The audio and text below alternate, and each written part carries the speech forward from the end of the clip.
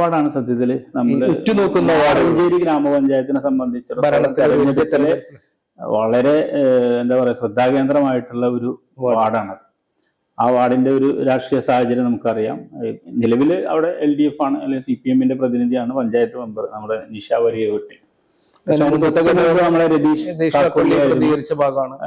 കാക്കുള്ളിയായിരുന്നു അവിടുത്തെ പഞ്ചായത്ത്. BJPക്ക് അക്കൗണ്ട് തുറന്ന അന്ന് 2 അക്കൗണ്ടുകളിലാണ് നമ്മുടെ ഈ BJPക്ക് അക്കൗണ്ട് ഉണ്ടായത്.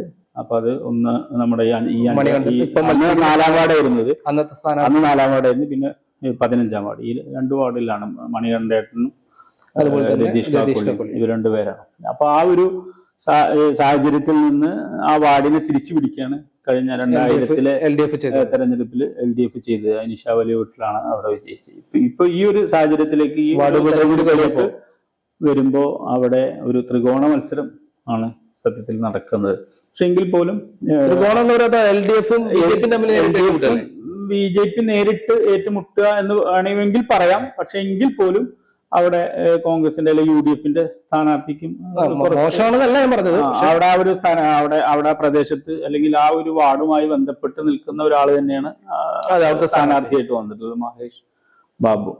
അപ്പൊ അവര് നല്ലൊരു സ്ഥാനാർത്ഥി. അപ്പൊ ആ ഒരു രീതിയിൽ പക്ഷെ എങ്കിൽ പോലും അവിടെ BJP-യും CPM-ഉം നേരിട്ട് ഏറ്റുമുട്ടുന്നത്. അപ്പൊ അത് നമ്മുടെ BJP-യുടെ സ്ഥാനാർത്ഥിയാവുമ്പോൾ നേരത്തെ മാറഞ്ചേരി പഞ്ചായത്ത് മെമ്പറായിട്ടുള്ള ഒരാളാണ്. അതിന്റെ ഒരു ഇതുണ്ട്. പക്ഷെ എങ്കിൽ പോലും അവിടെ ആ ഒരു കാരക്കാട് പ്രദേശത്തുള്ള അവരെ പാർട്ടി CPM മൊത്തത്തിൽ ഇയാളെ സ്ഥാനാർത്ഥിയാക്കിയാൽ മതി എന്നുള്ള ഏകസ്വരത്തിൽ പറഞ്ഞ ഒരു സ്ഥാനാർത്ഥിയാണ് അവിടെ എത്തിയിട്ടുള്ളത്, ജിതിൻ തിരുമംഗലത്ത്. മാത്രമല്ല പാർട്ടിക്കുള്ളിൽ വേറെയും കുറെ ചർച്ചകൾ നടന്നൊരു വാർഡും കൂടിയാണ്. അത് ഉണ്ടായിട്ടുണ്ട്. അത് സാഹചര്യം എന്ന് പറഞ്ഞു കഴിഞ്ഞാൽ അവരെ സംബന്ധിച്ചിടത്തോളം ആ വാർഡ് നിലനിർത്തുക, CPM-നെ സംബന്ധിച്ചിടത്തോളം ആ വാർഡ് നിലനിർത്തുക എന്നുള്ള ഫസ്റ്റ് പ്രയോറിറ്റിയുടെ ഭാഗമായിട്ടാണ് ഏറ്റവും വിജയിക്കാൻ, അല്ലെങ്കിൽ ആ വാർഡിൽ വിജയിക്കാൻ അവർ പാർട്ടി കണ്ടെത്തിയ ഒരു വിലയിരുത്തലാണ്.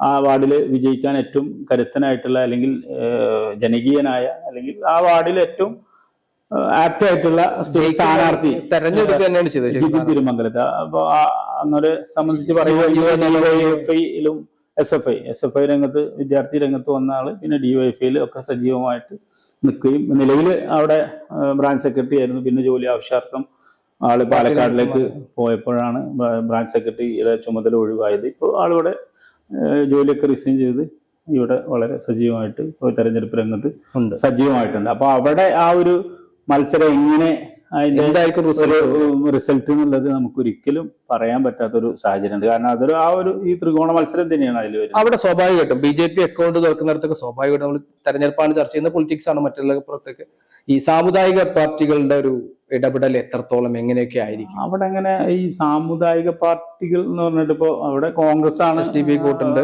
അതൊക്കെ ഉണ്ടായിരിക്കാം. പക്ഷെ എങ്കിൽ പോലും അവിടെ ഒരു മതേതര മനസ്സ് എന്നുള്ള ഒരു രീതിയിലുള്ള ആ വോട്ടുകൾ എങ്ങനെ കേന്ദ്രീകരിക്കുമെന്ന് എന്തെങ്കിലും ധാരണകൾ നമുക്ക് ഈ മണികണ്ഠേട്ടനെ സംബന്ധിച്ചിടത്തോളം വ്യക്തിപരമായി BJP-യുടെ ഒരു നേതാവാണെങ്കിൽ പോലും ആള് വ്യക്തിപരമായിട്ട് എല്ലാവരുമായിട്ടും വളരെ അടുപ്പവും സൗഹൃദവും സൂക്ഷിക്കുന്ന ഒരാൾ തന്നെയാണ്. അങ്ങനത്തെ ഒരാളാണ്. അപ്പൊ അത് എങ്ങനെ കേന്ദ്രീകരിക്കും, എങ്ങനെ പോകും എന്നുള്ളതൊന്നും നമുക്ക് അത് സംബന്ധമായിട്ട് പറയാൻ പറ്റില്ല. പക്ഷെ എങ്കിൽ പോലും അത് ഇപ്പോ ജിതിനെ സംബന്ധിച്ചിടത്തോളം അവന് അവിടുത്തെ ആ നാട്ടുകാർക്ക് ഓരോ വീടുകളിലും നമ്മളൊക്കെ അവിടെ അങ്ങനെ പോയി അന്വേഷിക്കുമ്പോഴൊക്കെ കിട്ടുന്ന വിവരം തന്നെ ഓരോ വീടുകളിലും പ്രിയപ്പെട്ടവനാണ്. എന്ന് വെച്ചാൽ അവിടുത്തെ ഒരു മകനായി അല്ലെങ്കിൽ അവിടുത്തെ വീട്ടിലൊരു അംഗമായിട്ട് അങ്ങനെ കാണുന്ന മണികണ്ഠേട്ടൻ ആ വാർഡിന് പുറത്തുള്ള ഒരാളാണ്. എങ്കിൽ പോലും അവിടെ സ്വീകാര്യനുമാണ്. ഈ ജിതിനെ ആ വാർഡിലൊരാളാണ്. ഭയങ്കര ഒരു രസകരമായിട്ടുള്ള ഒരു 3 കഴിഞ്ഞ് നമ്മൾ ഏറ്റവും ഉറ്റുനോക്കുന്ന ഒരു വാർഡാണ്. പിന്നീട് ഏറ്റവും നല്ല മത്സരം നടക്കുന്ന ഒരു കാരണം CPM-നെ സംബന്ധിച്ചിടത്തോളം, കാരണം ആ വാർഡ് അവരുടെ അഭിമാന പ്രശ്നമാണ്. ഇപ്പൊ BJP പറയുന്നത് പറഞ്ഞു കഴിഞ്ഞാൽ സ്വാഭാവികമായിട്ടും മാറഞ്ചേരി പഞ്ചായത്തിനകത്ത് അക്കൗണ്ടുകൾ തുറക്കപ്പെടുന്നതാണ്. അക്കൗണ്ടുകൾ തുറക്കപ്പെടും എന്നുള്ളതാണ് BJP നേതാക്കളുമായിട്ടൊക്കെ സംസാരിക്കുമ്പോൾ അവർ പറയുന്നത്. അപ്പൊ അത് എത്രമാത്രം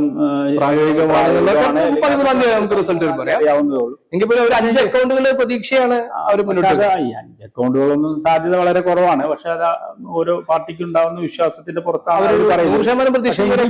ഈ 5ാം വാർഡിൽ ഉള്ള ഒരു മത്സരം ഒരു കഠിനമായിട്ടുള്ള മത്സരം തന്നെയാണ്. അത് എന്തായാലും തെരഞ്ഞെടുപ്പിന്റെ ഫലത്തില് വരുമ്പോൾ തന്നെയാണ്. കാരണം LDF സംബന്ധിച്ചിടത്തോളം LDF അപ്പൊ അവിടുത്തെ ഒരു പ്രത്യേക സാഹചര്യം എന്ന് പറഞ്ഞു കഴിഞ്ഞാൽ CPM, CPI മറ്റ് കക്ഷികളൊക്കെ വളരെ സജീവമായിട്ട് ഒറ്റക്കെട്ടായിട്ട് ആ വാർഡിനകത്ത് രംഗത്തുണ്ട് എന്നുള്ളത് കൂടിയാണ്. അതാണ് ആ വാർഡിന്റെ ഒരു പ്രത്യേകത. അപ്പൊ അതൊക്കെ റിസൾട്ട് വരുമ്പോൾ LDF-നാണോ അല്ലെങ്കിൽ NDA-ക്കാണോ UDF-നാണോ, UDF സത്യത്തിൽ അവിടെ ജയസാധ്യത വളരെ കുറവായിട്ടുള്ള ഒരു 3ാം സ്ഥാനത്ത് തന്നെ പരമാവധി വോട്ടുകൾ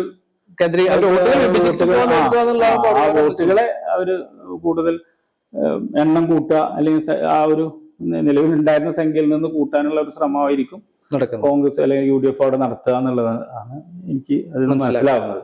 വിജയസാധ്യത എന്നുള്ളത് അതിപ്പോ നമുക്ക് വ്യക്തിപരമായിട്ട് പറയാൻ പറ്റില്ല, നമ്മുടെ വിലയിരുത്തലുകളാണ് അതെ ആ ഒരു രീതിയിലേക്കാണ്. പക്ഷെ എങ്കിൽ പോലും UDF-ന്റെ സ്ഥാനാർത്ഥിക്കും ഒരു ആത്മവിശ്വാസം ഉണ്ട്, ജയിക്കും എന്നുള്ളൊരു സാധനം ആൾ പറയുന്നുണ്ട്. അയാൾ ഓരോ വീടുകളിലേക്ക് ഇറങ്ങുമ്പോൾ കിട്ടുന്ന ഒരു ഗ്രൗണ്ടിൽ നിന്ന് കിട്ടുന്ന ഒരു സപ്പോർട്ടിനെ സംബന്ധിച്ചായിരിക്കും ആളും പറയപ്പെടുന്നത്. അപ്പൊ എന്തായാലും 13ാം തീയതി റിസൾട്ട് തന്നെയാണ് നമുക്ക് കാണുന്നത്. അത് ഈ 3 പേരും ആരാണ് വിജയിക്കുക എന്നുള്ളത് 13ാം തീയതി തന്നെയാണ് അറിയാൻ പറ്റുള്ളൂ. അടുത്തൊരു വാർഡിലേക്ക് നമ്മൾ പോവുകയാണെങ്കിൽ തൊട്ടടുത്ത വാർഡിലേക്ക് അത് 6ാം വാർഡിലേക്ക് വരുമ്പോ അവിടെ ഇപ്പോ NCP-യുടെ സ്ഥാനാർത്ഥിയാണ് LDF-നായിട്ട് മത്സര രംഗത്തുള്ളത്. UDF-ന് കോൺഗ്രസിന്റെ പ്രതിനിധിയായിട്ടുള്ള സ്ഥാനാർത്ഥിയാണ്. അപ്പൊ LDF-നെ സംബന്ധിച്ചിടത്തോളം നിലവില് മാറഞ്ചേരി ഗ്രാമപഞ്ചായത്ത് സ്റ്റാൻഡിംഗ് കമ്മിറ്റി ഈ ഒരു രംഗത്ത് പൊതുരംഗത്തും ജീവകാരുണ്യ പ്രവർത്തനം രാഷ്ട്രീയ രംഗത്തും ഒക്കെ ആയിട്ട് ഇങ്ങനെ സജീവമായിട്ട് നിൽക്കുന്ന ലീന മുഹമ്മദ് അലി അവരാണ് അവിടെ കഴിഞ്ഞ തവണ സത്യത്തിൽ അവിടെ UDF-ന് അവാർഡ് കിട്ടാനുണ്ടായ ഒരു സാഹചര്യം നമുക്കറിയാം. കഴിഞ്ഞ തവണ നമ്മുടെ CPM-ന്റെ തന്നെ പ്രകാശേട്ട LDF-ന്റെ സ്ഥാനാർത്ഥി പ്രകാശേട്ട അവിടെ തോൽക്കാനുണ്ടായ ഒരു സാഹചര്യം മണികണ്ഠേട്ടൻ അവിടെ സ്ഥാനാർത്ഥിയായിരുന്നു. ആ മണികണ്ഠേട്ടൻ പിടിച്ച വോട്ട് വെച്ചിട്ടാണ് സ്വാഭാവികമായിട്ട് ആളുടെ ഒരു പരാജയം ഉപയോഗിച്ച് ജയിക്കുന്ന ഒരു സാഹചര്യം ഒക്കെ ഉണ്ടായത്. അപ്പൊ അത് ഇത്തവണ എങ്ങനെയാന്നുള്ളതാണ്. കാരണം കഴിഞ്ഞ തവണ മണികണ്ഠേട്ടന്റെ കൂടെ ഉണ്ടായിരുന്ന പലരും ഇന്ന് ആ വാർഡില് BJP-ക്ക് വേണ്ടിയിട്ട് സജീവമായിട്ടില്ല. അങ്ങനെ ഒരു സാഹചര്യം കൂടിയുണ്ട്. അല്ല, അത് പാർട്ടി വോട്ട് മാത്രമായിരുന്നില്ല, മണികണ്ഠേട്ടന് കിട്ടിയ അതാണ് ഞാൻ നേരത്തെ ആ വോട്ടിനെ പറ്റി പറഞ്ഞത്. അപ്പോ അങ്ങനെ ഒരു സാഹചര്യം. അപ്പൊ അതുകൊണ്ട് എന്താണ് 6ാം വാർഡിലെ ഒരു സാഹചര്യം? LDF പുതുമുഖമാണ്, ചെറിയൊരു പെൺകുട്ടിയാണ്, കാര്യങ്ങൾ ചെയ്യാൻ നല്ല പോപ്പുലർ ആയിട്ടുള്ള അറിയപ്പെട്ട ഒരു പാട്ടുകാരി കൂടിയാണ്. അത് സംഭവം LDF-ന്റെ സ്ഥാനാർത്ഥിയും പാട്ടുകാരി അല്ലെങ്കിലും ആള് കാരണം നമ്മളിപ്പോ ഇവിടെ പരിപാടികളിലൊക്കെ ആള് നന്നായി പാട്ട് പാടുന്നത് സിംഗർ എന്ന രീതിയിൽ ആയ ആളാണ്. ഇവര് പിന്നെ അങ്ങനെ അവരെ അറിയപ്പെട്ടിട്ടില്ലാന്ന് മാത്രം. പക്ഷെ നല്ല പാട്ടുകാരിയൊക്കെ നല്ല കാൻഡിഡേറ്റുകളാണ്. അപ്പൊ എന്തായാലും അവിടുത്തെ ഒരു മത്സരം നമ്മൾ ആ രീതിയിൽ കാണണം. എങ്കിൽ പോലും അവിടെ ഈ കഴിഞ്ഞ തവണ ഉണ്ടായിരുന്ന LDF-നുള്ള വോട്ട് ചോർച്ചകളും മറ്റൊന്നും അവിടെ റിബൽ സ്ഥാനാർത്ഥി വേറെ ഉണ്ട് തോന്നുന്നുണ്ടല്ലേ. അതിലുള്ള സാഹചര്യം എന്ന് പറയുന്നത് അവിടെ ഒരു അങ്കണവാടിയായിട്ട് ബന്ധപ്പെട്ടിട്ടുള്ള അങ്കണവാടിയുടെ തൊട്ട് മുന്നില് ഒരു ആരോഗ്യ ഉപകേന്ദ്രം നിർമ്മിക്കുന്നതായിട്ട് ബന്ധപ്പെട്ടുള്ള ഒരു വിഷയമാണ്. അപ്പൊ അങ്കണവാടിക്ക് മുറ്റില്ലാത്ത വിഷയം. അപ്പൊ അങ്ങനെയുള്ള ഒരു സാഹചര്യത്തിൽ ആ ഒരു പ്രദേശത്തുള്ള ഒരു ആൾക്കാരുടെ ഒരു പ്രതിഷേധമാണ്. അപ്പൊ കഴിഞ്ഞ തവണ അത് ഉപയോഗിക്ക ആയിരുന്നല്ലോ, UDF-ന്റെ മെമ്പർ ആയിരുന്നു. അപ്പൊ അവരോടുള്ള പ്രതിഷേധം പഞ്ചായത്ത് ചെയ്തു കൊടുത്തില്ല എന്നുള്ള പ്രതിഷേധം. അപ്പൊ 2 വിഭാഗത്തിനോടുള്ള പ്രതിഷേധമായിട്ടാണ് ആ ഒരു സ്വതന്ത്ര സ്ഥാനാർത്ഥി. അത് എത്രമാത്രം അത് പക്ഷെ ആ ഒരു പ്രദേശത്തുള്ള ഒരു വോട്ട് ലക്ഷം വേറെ രീതിയിലേക്ക് അത് പോകില്ല. അവര് അവിടെ തന്നെയാണ്. പക്ഷെ അതൊരു വോട്ടാണ്, കുറച്ച് ഒരു 10-50 വോട്ടുകൾ. ലീനത്തെ സംബന്ധിച്ചിടത്തോളം ലീനത്തെ പലപ്പോഴും ജയിച്ചിട്ടുള്ളത് ഇപ്പൊ കഴിഞ്ഞ തവണ തന്നെ ജയിച്ചത് ചെറിയ വോട്ട് 1-2 വരെ ഡ്രോ ആയിട്ടുണ്ട്. എന്നിട്ട് ടോസ് ഇട്ടിട്ട് പരാജയപ്പെടുന്ന ഒരവസ്ഥ ഉണ്ടായിട്ടുണ്ട്.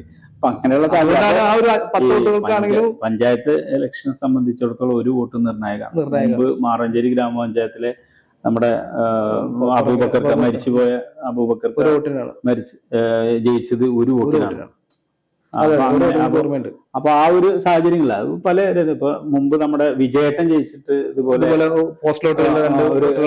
ചെറിയ വളരെ ചെറിയ എണ്ണം. അപ്പൊ അതാണ് അങ്ങനെയുള്ള സാഹചര്യം. അപ്പൊ പിന്നെ കേസും കാര്യങ്ങളൊക്കെ ആയിട്ടൊക്കെ നടന്ന് പിന്നെ അത് ലീന തന്നെ ആ കേസിൽ വിജയിക്കപ്പെടുന്ന ഒരു സാഹചര്യം.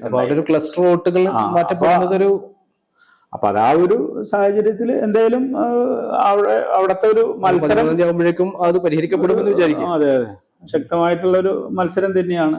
നല്ല രീതിയിലുള്ള പ്രചരണം തന്നെയാണ് UDF-ഉം അവിടെ നടത്തുന്നത്. LDF-ന്റെ ഭാഗത്തുനിന്നും കൂട്ടായിട്ടുള്ള ഒരു ശ്രമം ആ ഒരു രീതിയിൽ തന്നെ സ്ഥാനാർത്ഥി അത് കാര്യമായിട്ട് പ്രതിഫലിക്കും. NDA സംബന്ധിച്ചിടത്തോളം വോട്ടുകൾ എന്ന് വെച്ചാൽ പരമാവധി വോട്ടുകൾ നിലനിർത്തുക എന്നുള്ള ഇതാണ്. ഈ വിജയിക്കപ്പെടാൻ അല്ലെങ്കിൽ ജയിക്കാൻ സാധ്യതയുള്ള ഇടങ്ങളിൽ പരമാവധി പ്രചരണം കൊടുത്ത് ജയിക്കുക എന്നുള്ളതും, അല്ലാത്ത ഇടങ്ങളിൽ BJP-യുടെ വോട്ടുകൾ ഒരിക്കലും മറ്റിടങ്ങളിലേക്ക് ചോരാതെ നിലനിർത്തുക എന്നുള്ള ഒരു അജണ്ടയുടെ ഭാഗമായിട്ടാണ്. പക്ഷെ കഴിഞ്ഞ പ്രാവശ്യം മണി കണ്ടൻ നേടി അത്ര വോട്ടുകൾ എന്തായാലും ആ ഒരു സാഹചര്യം അത് ഉണ്ടാവില്ല. കാരണം മുമ്പ് വ്യക്തിപരമായ കുറച്ച് വോട്ടുകൾ കൂടിയാണ്. പഞ്ചായത്ത് മെമ്പർ. റിയൽ മീഡിയ, ഒരു ദേശത്തിന്റെ ശബ്ദം.